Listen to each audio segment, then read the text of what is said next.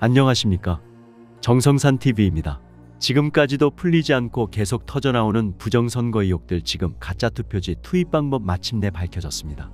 검찰이 이달 초 김건희 여사의 명품 백수수 의혹 사건을 신속하고 철저하게 수사하기로 한 가운데 국헌문란에 해당할 만큼 피해 규모가 막대할 것으로 추정되는 선거 부정 의혹에 대해선 몸을 웅크리고 있다. 검찰과 국가정보원, 감사원 등 사정기관의 전방위 수사를 촉구해온 자유우파 시민사회그룹은 4-5일 잇따라 집회를 개최하고, 윤석열 대통령은 검찰이 중앙선거관리위원회 서버를 압수수색해 조작 의혹을 수사하게 해야 한다고 호소했다. 이들 단체는 4.10 총선 후 한 달이 지나는 10일부터 선관위가 합법적으로 선거자료를 삭제하게 돼 있다고 한다며, 대통령은 직접 행정명령을 내려 자료를 보존하라고 하거나 사정기관을 통해 수사함으로써 국민의 요구에 부응해달라고 촉구했다. 민경욱 국민투쟁본부 상임대표는 이봉규TV에 출연해 선관위 특혜 채용 혐의로 검찰에 넘겨진 27명의 범죄 사실을 캐내는 과정에서 부정선거의 단서가 드러날 수도 있고 의혹이 되는 사안에 대해 플리바게닝을 통해 혐의점을 발견할 수도 있다며, 검찰의 칼끝이 무뎌지지 않게 국민이 지속해서 요구해야 한다고 강변했다. 그러면서 부정선거 때문에 거대 야당이 만들어져 대통령 입장에서는 숨을 쉴 수 없는 상황으로 치달을 텐데 대통령이 잘 판단해서 자기의 살기를 마련해야 한다며, 제2의 4.19라는 티셔츠가 보일 정도로 국민의 분노가 결집돼서 대통령 결단과 검찰 수사로 부정선거 책임자를 처벌하고 진상을 규명하는 큰 계기가 마련됐으면 좋겠다고 바람을 밝혔다. 한편 지난 주말 서울 용산과 광화문에서 잇따라 집회를 개최한 시민사회그룹은 주말 집회 정례화와 함께 집회 일상화를 모색하고 있다. 자유대한호국단과 자유변호사협회 등은 평일인 7일 오후 1시와 9일 낮 12시에도 각각 용산 전쟁기념관과 대검찰청 앞에서 선관위 해체 및 노태악 사퇴 촉구 집회를 개최하기로 예정했다. 또한 국민투쟁본부는 사법당국의 수사를 촉구하는 무기한 야간 거리 투쟁에 돌입했다. 본부는 2일 오후 6시부터 10시까지 대통령실 인근에서 100여 명의 시민이 모인 가운데 첫 번째 가두 시위를 열고, 헌법 수호와 국가 보위는 대통령의 엄숙한 의무라며 헌법에 보장된 국민 참정권의 침해가 있었는지 규명해달라고 요청했다. 전광훈 자유통일당 초대 대표가 이끄는 자유통일을 위한 자유마을 국민대회도 8일 오후 1시 경기 수원시 권성구 민간 전시장 매세에서 열릴 예정인 가운데 정부의 부정선거 수사 촉구의 역량이 결집될 것으로 관측된다.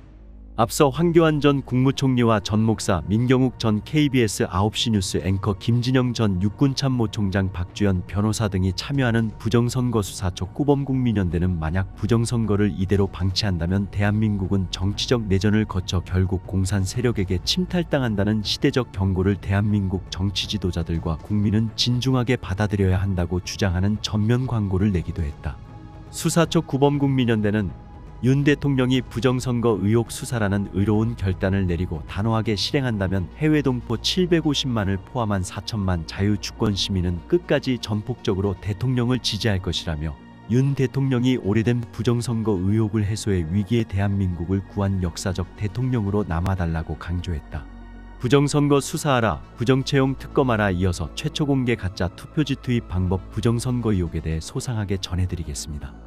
한때는 투표 자료를 찢어 가짜표를 집어넣고 다시 꿰맨 것은 아닌지 의심한 적도 있었는데요.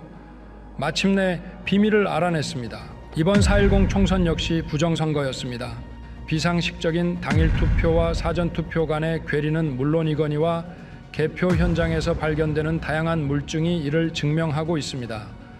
경남 거제 고현동과 전남 여수의 소라면에서 각각의 프린터로 출력됐어야 했을 관외 사전 투표지 상단, 동일한 위치의 동일한 얼룩은 지금까지 나온 증거 중 가장 강력한 빼박 물증이고, 주로 경합 지역에서 발견된 상단 여백이 비정상적으로 넓은 투표지 역시 여러 증거 중에 하나입니다. 사무원이 깜빡하고 일련 번호를 자르지 않고 교부할 수는 있어도 일련 번호를 자르다만 투표용지를 교부하는 일은 있을 수 없지요. 이 투표지들을 보면 얼마나 허겁지겁 가짜표 투입 작업을 했는지 짐작할 수 있습니다. 그런데 드는 의문이 하나 있습니다. 봉인지를 뗀 흔적이 없는데 어떻게 위조 투표지를 투입했을까요? 헤어드라이어로 열을 가하면 봉인지가 흔적 없이 제거된다지만 정확히 동일한 위치에 붙여야 하고, 처음 붙였을 때 주름지게 붙인 상태였다면 이를 똑같이 재현하는 건 쉽지 않겠지요. 그럼 많은 분들이 궁금해했던 투표함의 비밀, 지금 최초 공개합니다. 봉인지를 뜯어내면 플라스틱으로 만들어진 일회용 자물쇠가 보입니다. 사무원이 연결 부위를 니퍼로 끊고 개함을 하도록 되어 있는데요. 일단 사진부터 보시죠.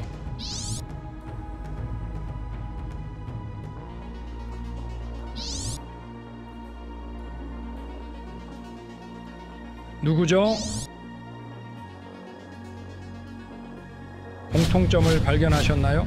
네, 봉인지의 폭이 일회용 자물쇠의 길이보다 짧아서 자물쇠의 일부가 밖으로 드러나 있습니다. 예외 없이 모든 봉인지가 그렇습니다. 왜 봉인지의 폭을 이렇게 만들었을까요? 봉인지의 폭을 넓게 만들어서 자물쇠의 양끝을 감싸면 봉인지를 건드리지 않고는 자물쇠를 제거할 방법이 없게 되지요.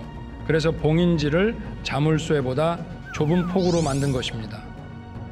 봉인이 되어 있는 투표함에 자물쇠의 양끝 또는 한쪽 끝을 도구로 잡고 잡아당기면 플라스틱으로 만든 허술한 자물쇠는 쉽사리 해제가 될 것입니다. 보십시오. 자물쇠라고 하는 것이 걸리는 곳 하나 없이 장난감처럼 만들어져 있습니다. 그런데 플라스틱으로 된 관외사전 투표함이나 당일 투표함의 경우 자물쇠를 해제해도 여전히 투표함 뚜껑뿐만 아니라 투표함 본체에도 봉인지가 붙어 있기 때문에 어느 한쪽을 떼내야만 가짜 표를 투입할 수 있습니다. 이럴 경우 뗐다가 다시 붙인 쪽에는 이렇게 흔적이 남겠지요.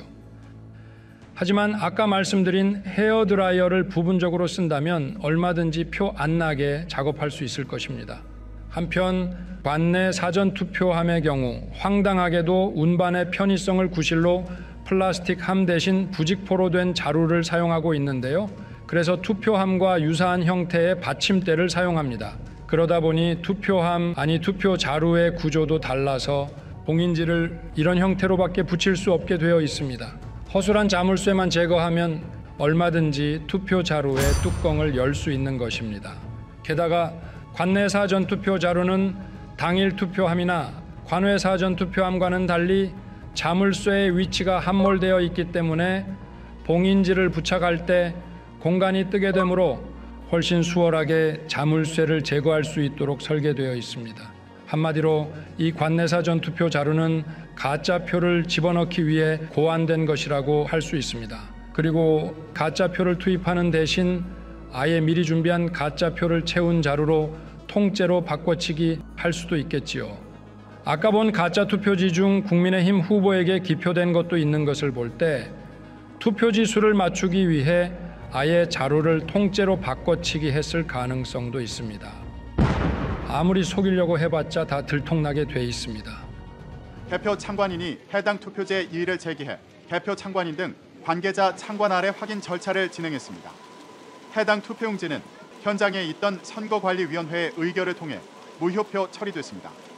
이보다 앞선 오후 8시쯤 북구 경북대 제2체육관 개표소에서도 기존 투표지보다 긴 투표용지가 나왔지만 처분은 달랐습니다. 북구 개표소에서 나온 표는 개표 3원이 이를 발견했으나 이후 이의 제기가 없어 유효표 처리됐습니다. 선관위는 공직선거법상 투표의 효력에 관해 이의가 있는 경우 선관위의 의결을 거쳐 결정합니다.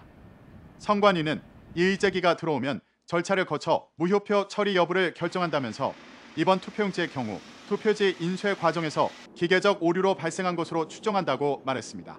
정성산 TV 좋아요, 구독, 알림은 큰 힘이 됩니다. 후원해주시는 모든 분들께 가열차게 멸공.